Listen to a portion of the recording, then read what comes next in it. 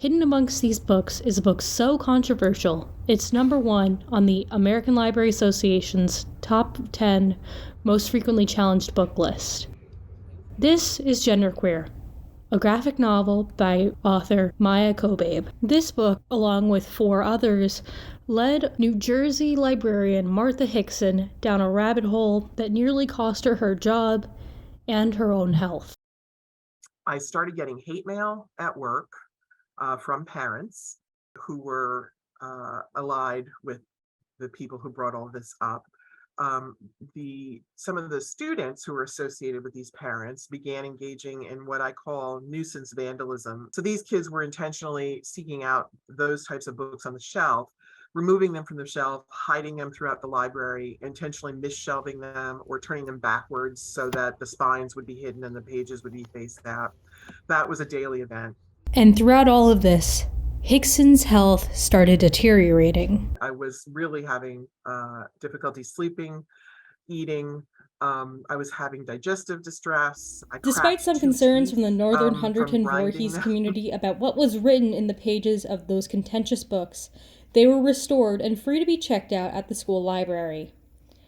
As for the book's guardian, Hickson won the Lemony Snicket Award in April 2022 for her efforts protecting books, a prize for librarians who have faced adversity. But beyond school libraries, public libraries are also under fire.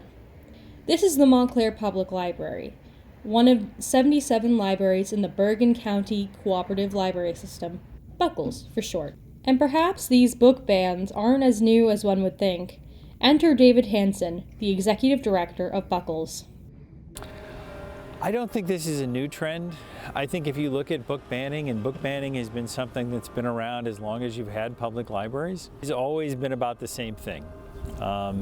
You have somebody in a society who doesn't really want you to get to know other members of your community or want that reflected in the public library.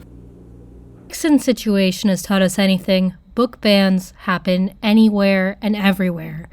Take a look at this graphic from PEN America, a group that helps document book bans across the country. New Jersey has 3 documented bans, which is small compared to states such as Texas, which has 801, and Florida, which has over 560 bans documented. Even Buckles has been impacted by book bans.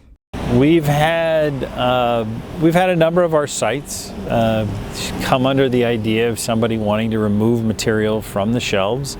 We've had the Buckles office contacted on 2 occasions for asking questions just about how the process was and what they should do. So we're not immune like everybody else. We're probably not quite in the thick of it as some of our other public library systems are in different parts of the country, but we are definitely seeing the same thing that everybody else is seeing. It's not uncommon for librarians to experience some sort of book challenge during their tenure. Enter Janet Torsney. Torsney is the new director of the Montclair Public Library and is no stranger to book bans. I feel like people have a right to, we call it reconsideration, to ask for material to be reconsidered, but there's quite a lot of process that goes with it. You know, there's a form, they have to have read the book, they have to have a specific objection to it. It goes to the board to have a hearing. You just can't come in and say, I don't like books that have anything that I perceive as gay. You know, we're a library for everybody, obviously. In Montclair, New Jersey, for Multimedia Storytelling, I'm Chaz Campbell.